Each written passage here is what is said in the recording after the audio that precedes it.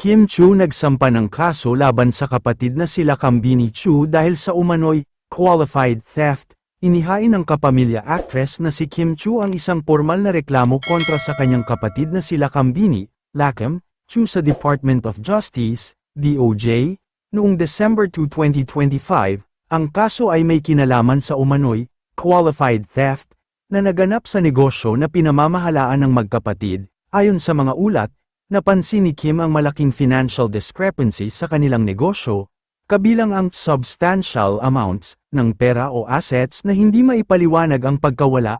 Sinubukan umano nilang ayusin ang usapin ng pribado.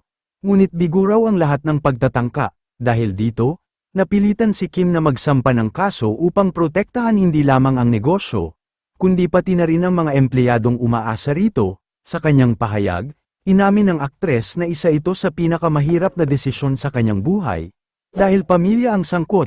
Gayunman, sinabi niyang obligasyon niyang protektahan ang integridad ng kumpanya at ang lahat ng taong bahagi nito. Humingi rin siya ng pag-unawa at respeto mula sa publiko habang isinasagawa ang legal na proseso. Samantala, wala pang inilalabas na opisyal na pahayag sila Kambini Chiu hinggil sa mga paratang. Patuloy namang hinihintay ng publiko ang magiging tugon ng kampo ni Lakem at ang susunod na hakbang ng DOJ sa kaso.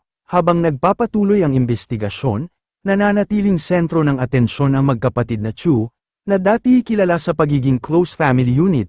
Ngayong umabot sa legal battle ang issue, masusing binabantayan ng netizens ang magiging takbo ng kaso.